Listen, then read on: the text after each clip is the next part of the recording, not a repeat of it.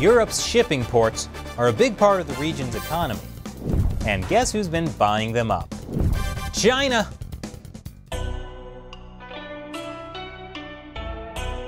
Welcome back to China Uncensored. I'm Chris Chappell. No one loves money and business more than the Chinese Communist Party. For the past decade, they've been on a global investment spree. In 2013, Chinese leader Xi Jinping officially wrapped China's state-sponsored investments into what he called the Belt and Road Initiative, or, as it was initially known, One Belt, One Road, to bring them all and in the darkness bind them. Xi Jinping is a big Lord of the Rings fan. Hilarious, except that the taking over the world thing, that's not actually a joke.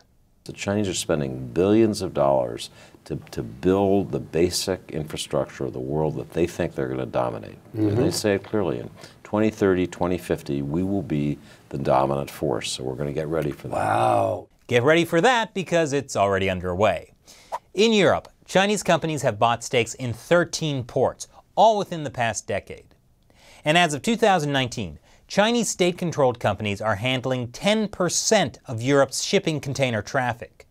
Why isn't this big news? Because, let's be honest, you haven't heard of some of these port cities, like Le Havre, which I think is a type of cheese, or Bilbao, which is definitely Spanish for Bilbo Baggins, and Marsaxlokk? That can't be a real place, can it? Look, these cities aren't exactly making headline news every night, and honestly, that's kind of the point. Chinese investment in European ports has been a slow, quiet creep, like Slender Man. But instead of abducting your children, he's abducting Europe's infrastructure. But what's happening with Europe's ports is still important. I'll give you an example. The port of Zeebrugge in Bruges, Belgium. Not super exciting, I know. And that's why very few people were paying attention when, in January 2018, a Chinese state-owned shipping company bought an 85% stake in Zeebrugge. I'm talking about COSCO, China Ocean Shipping Company. Not to be confused with Costco, where you go for groceries but end up buying 6 pairs of Kirkland signature underpants that were probably delivered from China on a Costco ship. Anyway, Costco's chief executive says the company has big plans for Zeebrugge, adding that with this and other ports like Piraeus, we want to build a bridge to Europe. Yes, a bridge, using ports. But there's a problem with all that bridge building.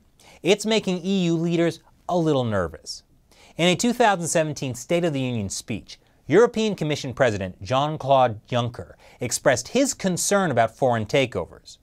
Just a year and a half later, that's fast in European Union time, the EU Council approved a new set of rules to screen foreign investments, including new investments from China.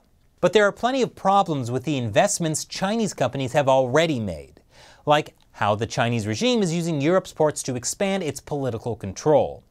The author of China's Offensive in Europe, Philippe Lecour, said in a congressional testimony that China's Belt and Road Initiative is primarily a Chinese project that will help China expand its influence in the Eurasian region and beyond. I mean, if a foreign authoritarian regime controls your ability to import and export goods, it has enormous power over you. Philippe Lecour also noted that as China's investments in European infrastructure have grown over the past few years, China has demonstrated its ability to divide Europeans. For example, in 2016, a struggling Greece accepted $300 million in exchange for giving China's state-owned COSCO a majority stake in its Piraeus port. Piraeus is now the Chinese regime's most important port in Europe. Less than a year later, the EU wanted to pass a statement condemning the Chinese regime's crackdown on dissidents. And Greece was like, what? China is so nice. We're going to veto that statement. And that's just the tip of the iceberg. The Chinese Communist Party has created a special group called 16+1. That is, 16 countries in Central and Eastern Europe plus China. These are the countries that are, okay, what's a nice way to say this? Not top travel destinations. The countries that you're not really sure where they are on a map, like Serbia, which we did a whole episode on a couple of weeks ago, after I looked up where it was on a map.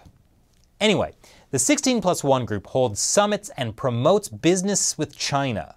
But according to the Financial Times, EU leaders in Western Europe, the travel destination countries, they're worried about 16+1, mostly about the +1 part. The monthly journal Europe Now reports that 16+1 could become a Trojan horse for China to shatter the bloc's unity in sensitive areas ranging from the single market to foreign investment vetting. The worry is China controls so many of Europe's ports, as well as other stuff, that it could use that as leverage to play EU member countries against each other, to change European laws China doesn't like. In fact, that's already happened. Remember how I said the EU approved a framework to screen foreign direct investments? Well, guess what? The framework doesn't actually have an enforcement mechanism. After the screening process, each country still gets to completely decide on its own if it wants to let Chinese investment in, which is a bit like having a police officer ordering a suspect to stop, or I'll say stop again. Works every time. And that weakness in the framework is largely thanks to Chinese pressure. According to the Financial Times, China's lobbying has already proved effective in diluting the proposed review process. And in a policy briefing last year, the European Parliament Research Service noted that China has made major inroads into the EU by acquiring minority stakes in port infrastructure of strategic relevance for China. Hence, China is increasingly able to shape outcomes in its interest from within the EU.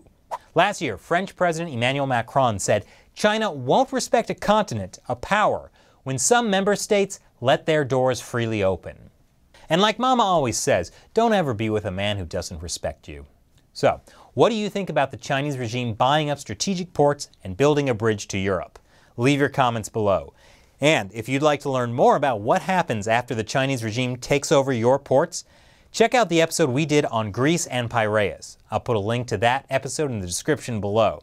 And before we go, it's time to answer a question from a fan who supports China Uncensored through the crowdfunding website Patreon.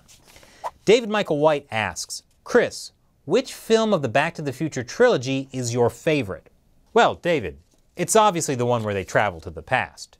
October 21st, 2015. You mean we're in the future? It's the past future I always imagined we wouldn't have. Flying cars, jackets that dry themselves, nausea-inducing fashion trends. Well, we do have that one. But anyway, Back to the Future Part 2 is definitely the best of the trilogy. In fact, back in 2015, my producer Matt and I actually did a video about 10 things Back to the Future 2 got right, and I posted that on our channel. I know you're wondering what it had to do with China, and the answer is absolutely nothing. But we really wanted to do that video for some reason, and it got more views than this video will ever get. I'll put a link to that in the description below. You know, I wonder which one people will watch, an episode about Greek debt or Back to the Future. Thanks for your question, David. And thank you to the more than 2,000 of you who support China Uncensored through the crowdfunding website Patreon. Most of our revenue comes through your direct contributions. So, thank you for helping us pay our staff and keep the lights on. Once again, I'm Chris Chappell. See you next time.